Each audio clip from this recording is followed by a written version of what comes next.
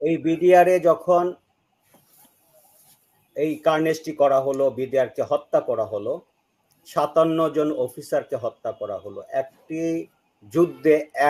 একই সময় একই মানে যুদ্ধক্ষেত্রে জেনারেল সহ এত 57 জন অফিসার বিশ্বের কোথাও হত্যা হয়েছে বলে আমার জানা নেই। প্রথমেই এই তদন্তকারী অফিসারকে কালকে জেলে দেওয়া দরকার, তাকে রিমান্ডে এনে জিজ্ঞাসা করা দরকার। আমি মনে করি অতি বিলম্ব না করে আগামী কালকেই আমি দাবি রাখবো তাকে গ্রেপ্তার করা হোক এবং আইনের আওতায় নেওয়া হোক, তাকে জিজ্ঞাসাবাদ করা হোক। এত বড় বড় তদন্ত যে করলো, সেই তদন্তের ভিত্তি কি ছিল?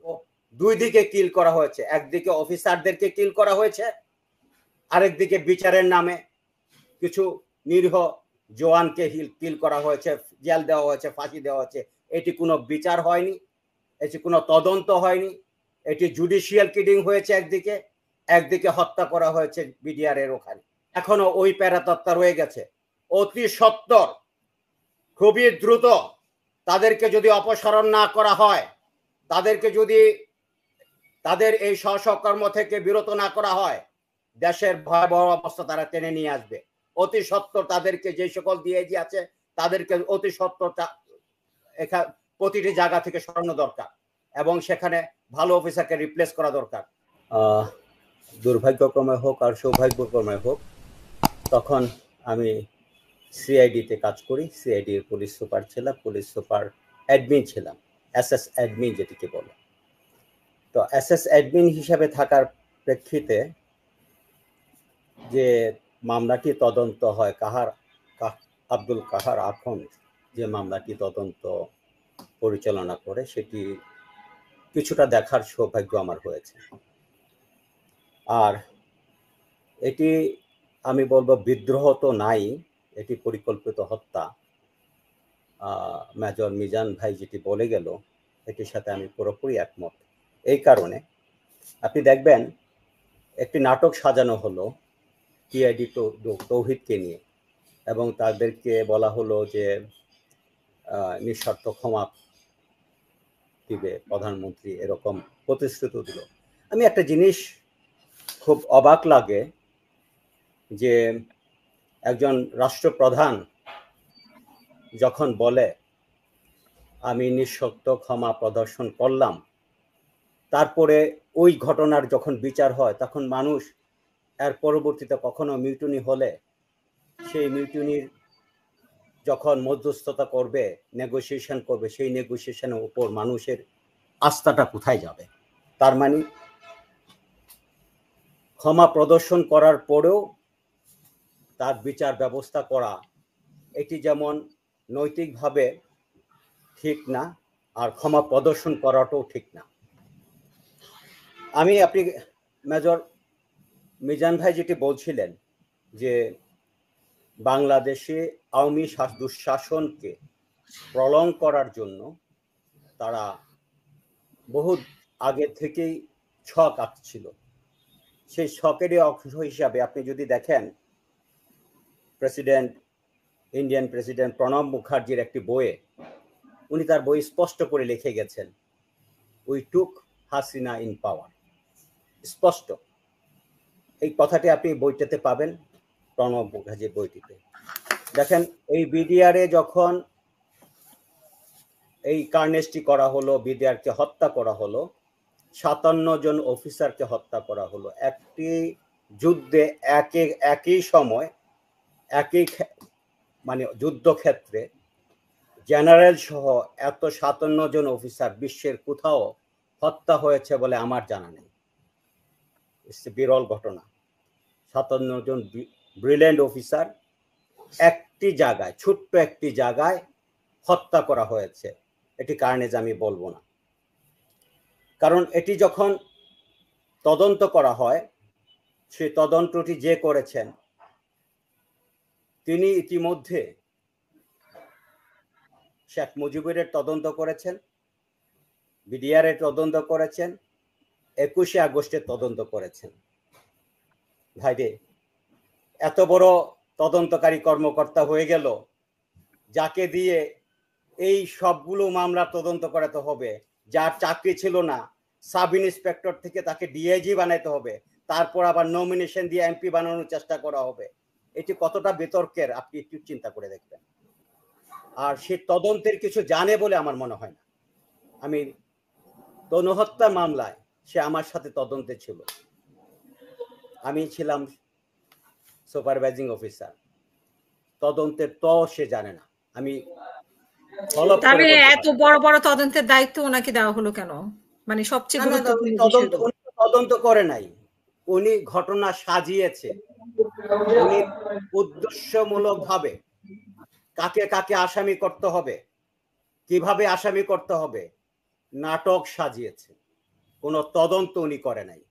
প্রথমেই এই তদন্তকারী অফিসারকে কালকে জেলে দেওয়া দরকার, তাকে রিমান্ডে এনে জিজ্ঞাসা করা দরকার। আমি মনে করি অতি বিলম্ব না করে আগামীকালকেই আমি দাবি রাখবো তাকে গ্রেপ্তার করা হোক এবং আইনের আওতায় নেওয়া হোক, তাকে জিজ্ঞাসাবাদ করা হোক। এত বড় বড় তদন্ত যে করলো, সেই তদন্তের ভিত্তি কি ছিল? তো এরকম একটি তদন্তকারী কর্মকর্তা যদি সাব ইন্সপেক্টর থেকে চাকরি চলে যাওয়ার পরে ডিআইজি বানানো হলো, তারপর এমপি নমিনেশন দেওয়া হলো, আপনি বুঝতে পারেন কি অবস্থা। আর না, তখন যেহেতু আপনি সিআইডি ছিলেন, জি, আপনি যেহেতু সিআইডি তে ছিলেন যখন তদন্ত হয়, আমি তখন সিআইডি তে এসএস অ্যাডমিন ছিলাম। এসএস অ্যাডমিন মানে আপনারও নিশ্চয়ই অনেক কিছু জানা আছে যে কিভাবে কি কাহিনী জানা আছে, কাহিনী কিভাবে তৈরি হয়েছে জানা আছে। শুধু তাই না, তখন সিআইডি তে যখন নিয়ে আসতো বিডিআরদেরকে জিজ্ঞাসাবাদের জন্য, তারা সিআইডি তে আসার পরে হাফ ছেড়ে বেঁচে যেত। ওখানে থাকার যখন ছিল, ওখানে প্রতিদিনই আমি সংবাদ শুনতাম, প্রতিদিনই আমাদেরকে কয়েকটি লাশ আমাদের ডিজাইনটা মানে ইনকোয়েস্ট করতে হতো। প্রতিদিনই 2-3 জন মারা যেত, আত্মহত্যা করতো, তাদের অনেকে কুচিয়ে মারা হতো। তারা ভাবতো, তারা মানে এখানে সিআইডিতে আসার পরে জেলে গেলে তারা ভাবতো জেল হোক ফাঁসি হোক কিছু সময় পাবো, ওখানে থাকলে কুচিয়ে মেরে ফেলবে। এই ভয়াবহ অবস্থার সেই দিনগুলো তারা কাটিয়েছে। নিরীহ কিছু এই যে হত্যা করে কিছু নিরীহ জওয়ানকে আবারও এই বিচারের আওতায় এনে তাদেরকে মারা হয়েছে। আমি বলবো দুই দিকে কিল করা হয়েছে, একদিকে অফিসারদেরকে কিল করা হয়েছে, আরেকদিকে বিচারের নামে কিছু নিরীহ জওয়ানকে কিল করা হয়েছে, জেল দেওয়া হয়েছে, ফাঁসি দেওয়া হয়েছে। এটি কোনো বিচার হয়নি, এটি কোনো তদন্ত হয়নি, এটি জুডিশিয়াল কিলিং হয়েছে। একদিকে হত্যা করা হয়েছে বিডিআর এর ওখানে। সেই জন্য আমি বলবো এটির আবারও তদন্ত হওয়া দরকার। আর তদন্ত হওয়াটা খুব কঠিন ব্যাপার। সবগুলো এভিডেন্স তো তারা ধ্বংস করে দিয়েছে। তিনি তো উদ্দেশ্যমূলকভাবে সবগুলো এভিডেন্স ধ্বংস করেছে, সবগুলো এভিডেন্স ধ্বংস করেছে। দেখেন আপনি, আমি তো পুলিশে চাকরি করি, মিজান ভাই যেটি বললো বিডিআর কেস মানে ভারতীয় মানে অনুগ্রহের একটি বাহিনী তৈরি করা হয়েছিল ছাত্রলীগের কর্মী বাহিনীকে দিয়ে, পরিকল্পনা ছিল, কিন্তু তারা সেই পরিকল্পনা পারেনি। আলটিমেটলি দেখেন পুলিশকে কিন্তু সেটি তারা বানালো। আজকে পুলিশের আইজি থেকে শুরু করে গত সরকারের আমলে যতগুলো আইজি থেকে শুরু করে যতগুলা ডিআইজি ছিল, যতগুলা এসপি ছিল, অল আর কিলার। আপনারা মনে করেন র্যাব কিল করেছে, র্যাবের 3 গুণ কিল করেছে পুলিশ ক্রসফায়ারের নামে, নিরীহ জনতাকে কিল করেছে।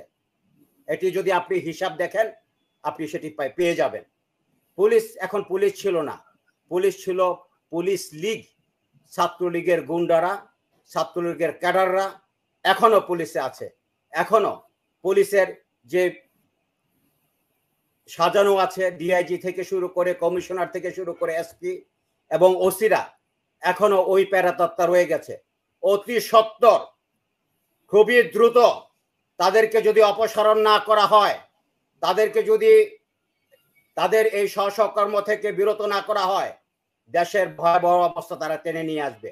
অতি সত্বর তাদেরকে, যে সকল ডিআইজি আছে তাদেরকে অতি সত্বর প্রতিটি জায়গা থেকে সরানো দরকার এবং সেখানে ভালো অফিসারকে রিপ্লেস করা দরকার। আমি জোর দাবি জানাচ্ছি, এটি না হলে এই যে আজকে যে বিপ্লবের মাধ্যমে যে সরকার এসেছে, যারা একটি সুষ্ঠু নির্বাচনের মাধ্যমে দেশের জনগণের হাতে ক্ষমতা দেওয়ার জন্য প্রতিশ্রুতি করেছে, তাদের এই সুন্দর পরিকল্পনা ভেস্তে যেতে পারে।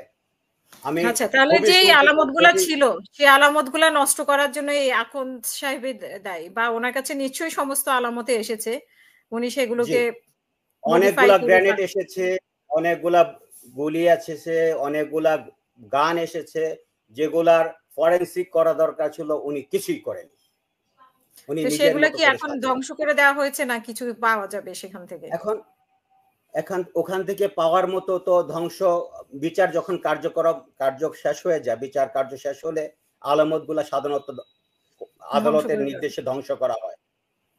এখন ওই আলামতগুলো থেকে তো ফিঙ্গারপ্রিন্টও পাওয়া যাবে না, আর ফরেনসিক করে এই যে গান ফরেনসিক যে ব্যালিস্টিক যে রিপোর্ট সেটিও ভালোভাবে পাওয়া যাবে না। কিন্তু উনি তো ওনার কাজ করে চলে গেছে। তারপরে আমি বলবো এখনো অনেক এভিডেন্স আছে, যে এভিডেন্স চাক্ষুষ এভিডেন্স আছে, কিছু প্রত্যক্ষ এভিডেন্স আছে, সেগুলোর মাধ্যমে আবারও যাচাই করে এটিকে আবারও বিচারের ব্যবস্থা আনা দরকার। এটিকে জেনোসাইড হিসাবে এটাকে উল্লেখ করে আবারও তাদের বিচারে সুবিচার দেওয়া দরকার। একটি জিনিস আপনি মনে রাখবেন, মার্ডার কেস কখনো তামাদি হয় না।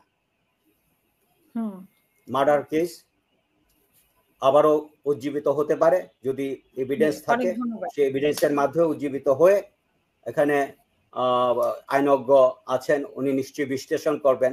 আমি পুলিশ কর্মকর্তা হিসাবে আমি বলবো এটি আবারও রিভাইভ হতে পারে, এটি আবারও পুনঃতদন্ত হতে, ফার্দার ইনভেস্টিগেশন হতে পারে, এবং সাপ্লিমেন্টারি চার্জশিট জমা দিয়ে আবারও এটি বিচারের ব্যবস্থায় নেওয়া যেতে পারে।